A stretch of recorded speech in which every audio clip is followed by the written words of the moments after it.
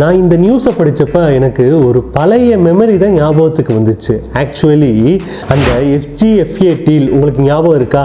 பல வருஷமாக இந்தியாவும் ரஷ்யாவும் சேர்ந்து ஒரு சூப்பர் ஃபைட்டர் ஜெட் பண்ண போகிறோம்னு பேசிட்டு இருந்தோம். அப்புறம் திடீர்னு வேண்டாம் சாமின்னு அந்த டீலில் இருந்து வெளியே வந்துட்டோம். பட் இப்போ ரஷ்யா திரும்பவும் கதவை தட்டுறாங்க. இந்த தடவை பார்த்தீங்கன்னா அவங்க ஆஃபர் பண்ணுற டீல் இன்னமும் பெருசு.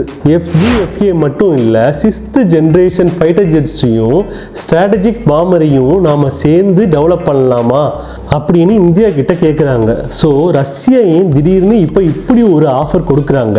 இந்தியா இதுக்கு எஸ் சொல்லணுமா இல்லை நோ சொல்லணுமா? வாங்க இதை நம்ம டீகோட் பண்ணி பார்க்கலாம்.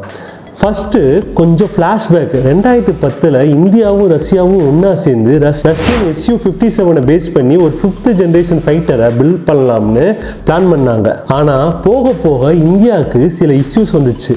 இன்ஜின் பவர் பத்தலை, ஸ்டெல்த் ஃபியூச்சர்ஸ் நாம் எதிர்பார்த்த அளவுக்கு இல்லை. அதில் ரொம்ப முக்கியமாக டெக்னாலஜி ட்ரான்ஸ்ஃபர் ரஷ்யா கஞ்சத்தனம் காட்டினாங்க. அதனால 2018 இந்தியா இந்த ப்ராஜெக்ட்ல இருந்து வெளியேறிச்சு. நாங்களே AMCA அதாவது அட்வான்ஸ்டு மீடியம் காம்பேக்ட் ஏர்கிராஃப்ட் செஞ்சுக்கிறோம்னு சொல்லி டிசைட் பண்ணிட்டோம். ஆனால் இப்போ சினரியோ வேற.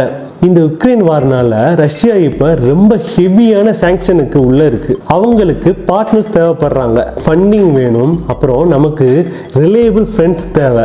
அதனால தான் இப்போ அவங்க சரி லெட்ஸ் ஃபர்கெட் த பாஸ்ட்னு சொல்லிட்டாங்க. வாங்க நாம சேர்ந்து ஃபியூச்சரை உருவாக்குவோம்னு கூப்பிடுறாங்க.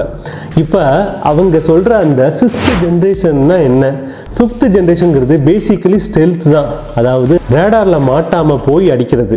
ஆனால் 6th ஜென்னுங்கிறது அதுக்கு மேலே. அதில் முக்கியமாக நம்மளோட ஸ்பீடை டபுள் பண்ணியிருக்காங்க, எஃபிஷியன்சியும் ஜாஸ்தி. இதில் பார்த்தீங்கன்னா ஒரு AI கோ பைலட் இருக்கும், லேசர் வெப்பன்ஸும் இருக்கலாம். அப்புறம் ஒரு விமானம் போச்சுன்னா அது கூடவே 10 ட்ரோன்ஸும், அதாவது லாயல் விங்மேன் சொல்கிறாங்க, பாதுகாப்பாக போகும். இப்போதைக்கு US அண்ட் சைனா இதில் ஹெவியாக ஒர்க் பண்ணிட்டு இருக்காங்க. ரஷ்யாவுக்கு இது தெரியும், தனியாக இதை பண்ணுறது கஷ்டம்னு. அதனால தான் அவங்களுக்கு இந்தியா தேவைப்படுது. இன்னொரு சர்ப்ரைஸ் என்னன்னா, அவங்க பாம்பர்ஸை மென்ஷன் பண்ணாங்க.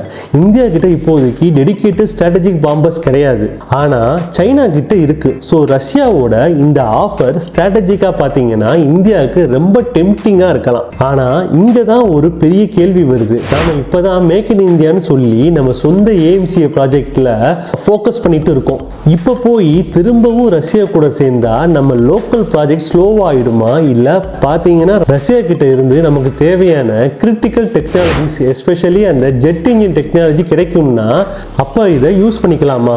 இதை நீங்கள் ஜியோ பொலிட்டிக்ஸோட பெர்ஸ்பெக்டிவ்ல இருந்து யோசிச்சு பாருங்க. ஒரு பக்கம் அமெரிக்கா நம்ம கிட்ட F-35 வாங்கிக்கோங்க 21 தரோம்னு சொல்றாங்க. இன்னொரு சைடில் ரஷ்யாவும் வாங்க நம்ம 2 பேரும் சேர்ந்து டெவலப் பண்ணலாம்னு சொல்கிறாங்க. ஆக்சுவலாக இதை ஒரு காமெடியாக சொல்லலாம். நம்ம இந்தியாவை பார்த்தீங்கன்னா இப்போதைக்கு எல்லோரும் கல்யாணம் பண்ணிக்கணும்னு நினைக்கிற ஒரு பியூட்டிஃபுல் பிரைட் மாதிரி தான் இருக்குது. என்னோட பர்சனல் டேக்கை பார்த்தீங்கன்னா இந்தியா ஹார்ட் பால் விளையாடிட்டு இருக்கு. அன்னைக்கு இருந்த இந்தியா வேற, இன்னைக்கு இருக்கிற இந்தியா வேற. டெக் ட்ரான்ஸ்ஃபர் முழுசாக கொடுத்தா தான் டீல், இல்லைன்னா நாங்கள் தனியாக போகிறோம்னு சொல்கிற தைரியம் ஆக்சுவலி நமக்கு இருக்குது. ஸோ நீங்கள் என்ன நினைக்கிறீங்க? ரஷ்யாவோட இந்த ஜாயிண்ட் டெவலப்மெண்ட் ஆஃபரை இந்தியா ஏற்றுக்கணுமா, இல்லைன்னா நம்ம வழி தனி வழின்னு சொல்லிட்டு AMCயில் மட்டும் ஃபோக்கஸ் பண்ணணுமா? வாழ்க தமிழ், வளர்க இந்தியா. பார்ப்போம். பாய்.